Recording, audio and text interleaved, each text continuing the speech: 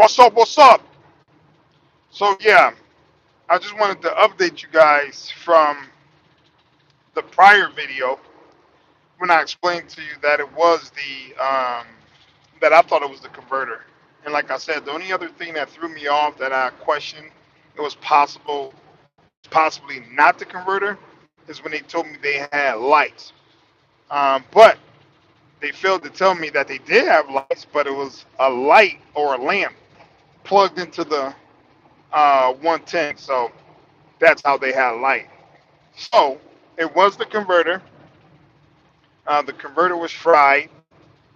So obviously, if you want to test that converter, you can test it right from the converter. You put your leads in, you should be reading 13, 13 volts going north. But or you could check it right from the battery. The battery should be reading 13 or whatever. But it was not. So we deemed the converter bad. Obviously, replaced that. And once we replaced that, customer was very happy. Customers said I'm a lifesaver, et cetera, which you will hear in the field a lot. Because what's so little to us may not be so little to them. You know what I mean? So especially when you got a family and you're trying to get things going. So, but I actually got the converter. And before I show you the guys the converter, like I explained to you, you got well. Let me explain to you first. There's two different kind of converters. His converter had a plug. So if the converter got a plug, you don't got the three wires, which is hot, ground, and neutral. You don't have those, so you just have a plug. So we plugged it in, and then you still have the negative and positive. So um, obviously, you take out the negative and positive from the old one, put in a new one, and you must kill all power. So when you're killing 12-volt power, you can just take the negative off the battery if that's what you want to do, and you can also just shut the breaker off, unplug the RV itself as well, and then you go ahead and do your thing. So this is the converter here. This is how the converter looks. You see that red and black? That's positive and negative.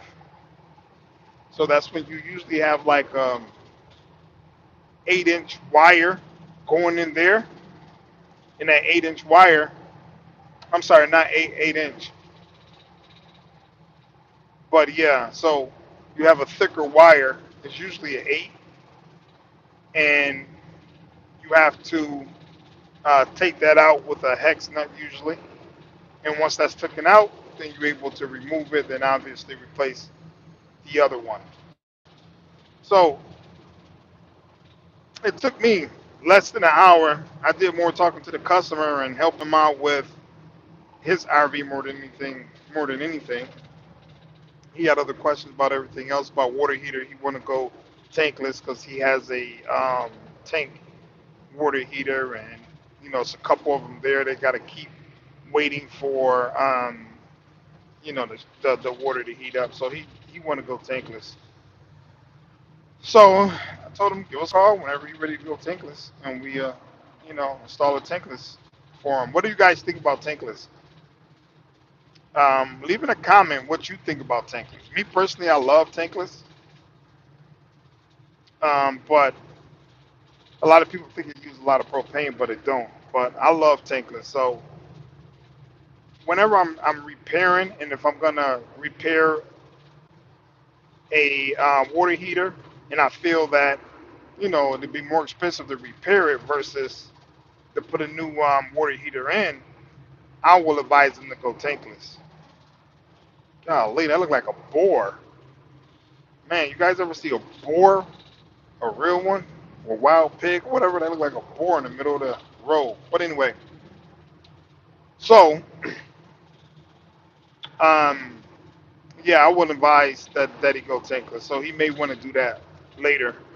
So again, took under an hour, replaced the converter, did a diagnostics. So I taught you guys how to do a diagnostics, taught you guys how to uh, check check it, check the converter. But again, I will say once you install that converter, you still should run a couple of checks. You still should make sure that you got 13 at the battery. You still should make sure you got 13 going north out that converter as well. But that's sum that up, and that job is over. So now I'm going to a air conditioner job, and that'll be my last job for today. Now this AC job, I don't know exactly what's wrong with this one, but I believe it's low on Freon. So I'm gonna check that out, and that's about it. So that in a nutshell was that problem. How much do you guys think the total bill was for that customer? Matter of fact, before I tell you, matter of fact, I'm not gonna tell you. Before I tell you, I want you to leave in the comment what do you think that invoice was for 1 hour, 1 hour's worth of work. Okay. See, this is the thing about when you work and when you were RV tech, or if you fix it yourself. If you would have fixed it yourself, you would have saved a nice little bag. But you didn't, so you had to hire the certified tech.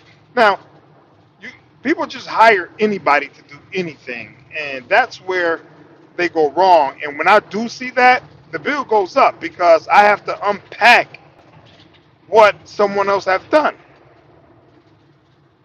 and it's not factory and it's not correct, so I have to unpack that. So the bill will be different if I have to unpack what somebody else have done to bring it back up to factory, to bring it back up to code. So yes, the bill goes up. But yeah, I want you guys to leave in a comment what you think his bill was or his invoice was for 1 hour worth of work to pretty much diagnose and change a converter.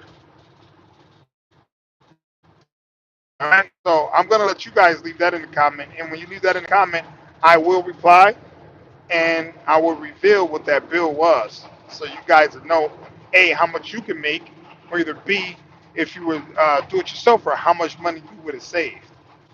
Okay. So that I will do, but I want to see the comments. I'm not gonna do anything unless I don't see any comments. And don't forget to subscribe. If I see more subscriptions, I will do more videos like this. If you guys like it, I mean, I would like to, share more of the RV tech experience so you guys can know how it is. But you guys got to make it worth my while too. You guys have to subscribe, and I have to see the subscriptions go up, and I give you more. And I'm gonna do some live jobs as well. So if you guys interested in live jobs, put live jobs in the comments. But yeah, that sums it up for today. And I'll see you guys soon. Thanks for tuning in. All right. Have a good one.